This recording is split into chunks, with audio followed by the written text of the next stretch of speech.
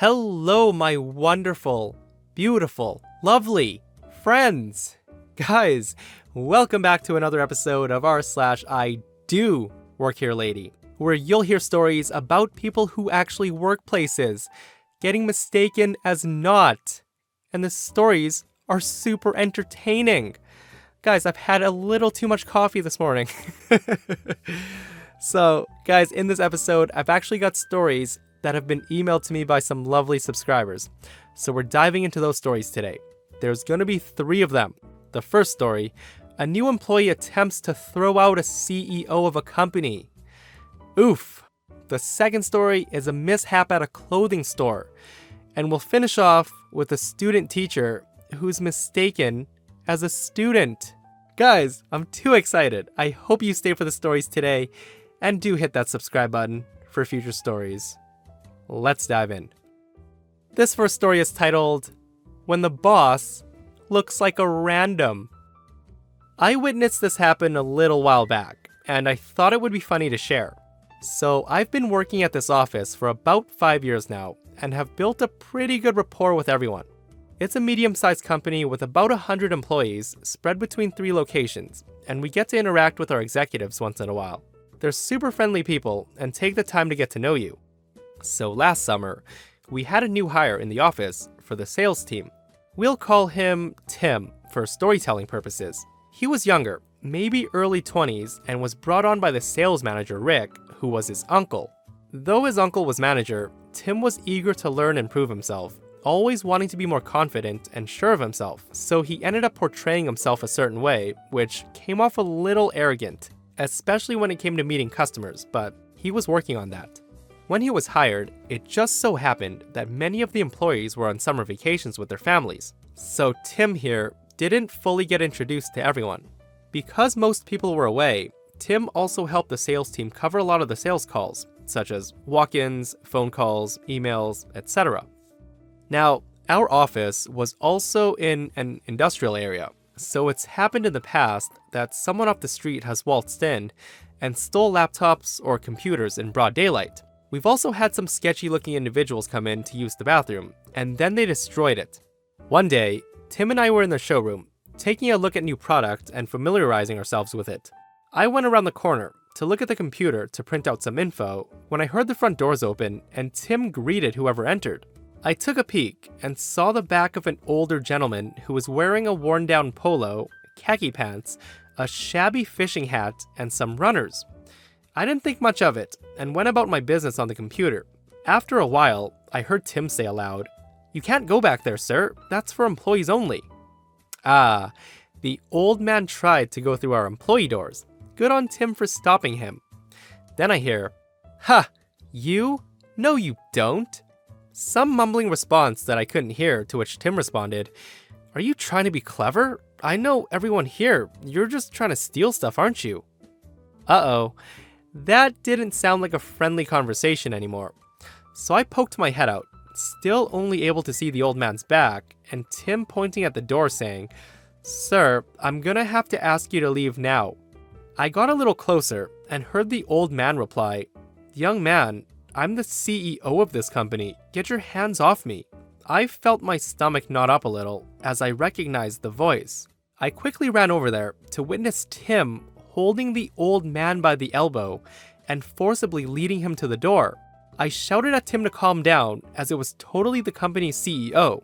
His name's David, a gentleman in his late 60s. I'll never forget the look on Tim's face as he realized his absolute mistake and how quickly he let go of David's arm and started to profusely apologize. His face beat red. It turns out that David had just returned from his trip and needed to grab a date book from his office or something, and on his way home from the cabin, decided to drop by the office, smelling like fish and all. So he totally looked like a questionable individual in a professional office, and poor Tim, thinking the guy was pulling his leg, was just trying to make sure nothing was being stolen. After that, we never let it go, always making jokes about Tim escorting out the CEO, showing our IDs to him to prove our identity, and stuff like that. Oh, crazy Tim. Guys, I don't understand why people feel the need to grab others to forcibly pull them places. If I don't know you, don't touch me. Is that just me, or do a majority of you guys feel that way as well? This next story is titled, I'm Not a Kid, I Work Here. Right after I graduated high school, I took a job at a mall clothing store. It's a popular chain, and the dress code was pretty casual. The only way to identify a staff member was by a bright yellow lanyard that we wore around our necks and had a big name tag on it. We get all types of people in here, young and old, and most days we're drama-free.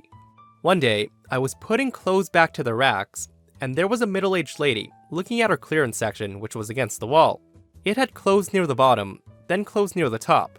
The top was usually a little too high for some people to reach, and typically customers would ask for assistance. I glanced over from my task and saw that this lady was having troubles. She was trying to take off a few items from the higher rack, so I walked over and said, "Here, let me help," and grabbed the item she was aiming for. She thanked me and kept looking through. I saw later on that she needed help again, but she went and waved at one of my coworkers instead. I took the initiative and helped the lady as I was pretty close to her. She seemed flustered at me and thanked me again. This time she said, "Oh, that's very kind of you. I don't want to trouble you." I said, "It's no trouble," and then went back to my task. A few moments pass, and I see her contemplating between a men's blue jacket and a men's black jacket. So I popped over in my usual friendly self and said, "Are you looking to buy a jacket as a gift?" She hesitated, but answered, Yes, I am." I then asked, "Well, who are you buying for? Maybe I can help." The lady did one of those awkward smiles and said, "It's for my nephew. I guess you can help." I then went into the spiel about the pros and cons of two different jackets, why this one had an extra pocket on the inside, or the other had a spot where you can thread your earbuds through, etc. The lady was polite, but I could tell she was much reserved for the whole time. She didn't ask any questions, but did a lot of, "Oh, that's nice, that's interesting," kind of responses. She then said, "Maybe I'll buy this blue one for him. He can wear it anywhere." And I said, "Sounds great. Would you like me to bring it up to the counter for you?" Again, she gave me that awkward smile and said, "No, that's all right. I'm just going to keep looking for a bit." I smiled back and said, "Sure. Let me know if I can help out anymore." I went back to sorting through the clothes and putting things away. Maybe a few minutes later, I saw the lady at the front till having her items scanned and bagged. I heard my coworker ask, "Did anyone help you out today?" To my surprise, the lady answered, "No, not today." So, our store doesn't do commission or anything, but they like to keep track if employees make efforts with customers for customer service purposes. So I kind of hopped over to the front and made myself friendly and said, "Hopefully your nephew likes that jacket." The lady says, "I'm sure he will. I must say, you're very enthusiastic about this stuff here. You should think about getting a sales job here." I blanked out at that, as did my coworker, not sure what the customer meant, and said, "I'm sorry? I thought it was very kind of you to offer to help me and all, but maybe let the people who work here do that." I responded, "But I work here." The lady blinked at me with a vacant look on her face and said, "Well, it doesn't look like it. I've noticed the employees here wear a bright yellow lanyard with a name tag on it." My coworker then let out a little giggle and said, "Ma'am, she sure does work here." She shook her head and said, "No, there's no way. She doesn't look like an employee." My coworker then said, "Oh, I can see why she thinks you're not an employee," and gestures at my chest. Oh my god. I had just finished my break and totally forgot to put my lanyard back on. This whole time, I looked like a regular customer annoying this lady by talking to her. I apologized profusely and then ran out to the back and grabbed my lanyard. I watched that poor lady stare at my coworker, then stare at me, then at my coworker's lanyard, then at my lanyard. Then her eyes went wide and her face went bright red with embarrassment and said, "Oh my god. I thought you were just some kid who wouldn't stop bothering me. I was about to tell you to leave me alone, but I didn't want to be rude." It turns out that's why she seemed so hesitant around me. She thought I was some young 15-year-old girl who was getting into her business for some weird reason. The lady kept apologizing all the way out of the store, even though I told her it was alright. After that, I made sure to always put my lanyard back on after my breaks. This last story is titled, I'm not a student, I'm a student teacher. This is potentially one of the funniest things that's ever happened to me. A few years ago, I was working on getting my Bachelor's of Education degree to become a teacher. This meant that I had to be a student teacher for a bit to gain some field experience. During my advanced field experience, I was placed at a local high school, and I worked with a mentor who taught both English and art classes. Now, I get mistaken for being a lot younger than I am. I'm about 5'2", so I'm pretty short, and I dress very casually, like jeans and a t-shirt with a zip-up hoodie. It's nothing too young, but I don't dress like I'm in a professional office. It's a high school I'm working at. During my early weeks with this mentor teacher, I had a pretty good time getting to know the school, the routines, and learning what things I would be responsible for. It was pretty simple and straightforward. I've been forever thankful that my mentor was so amazing and personable. One week in a new semester, I was in between classes and having a break at one of the bench tables. The table was located in a part of the school where it had low foot traffic, but it's close to an open stairwell that was next to the cosmetology room. I'm sitting there reading my book and snacking on an apple when a student sits down at the table across. My guess was that he was a grade 11, one of the preppy kids, judging by his outfit and hair. "Morning," he called. I smiled, said good morning back, and continued reading. He says, "Good book? Would you recommend?" I said, "Yeah, it is. If you like thrillers and mystery, definitely give it a read." I remember showing him the front cover so he could see the title clearly. I can't remember what book I was reading, it was too long ago. The boy continued and said, "How's your day going?" "It's good, thanks. How's yours?" He did this little head nod that was supposed to be suave, I think, and he said, "Much better now." He started to compliment me, my hair, the color of my bracelets, my bag. I didn't think much of it until he started asking weird questions like, "What class do you have later?" I responded, "I have English class after lunch." He asked, "What are you doing for lunch?" I paused for a moment, kind of confused by his question, and said, "I'll be eating lunch?" "What about after school?" After school I'll be going home." He then asked, "How about we hang out at the mall together later?" It took me way too long to process what was happening, and I stared at him for what felt like minutes, totally confused by what was going on, and said, Are you asking me out?" The boy smiled at me, this poor boy, and he said, "Yeah, what do you say?"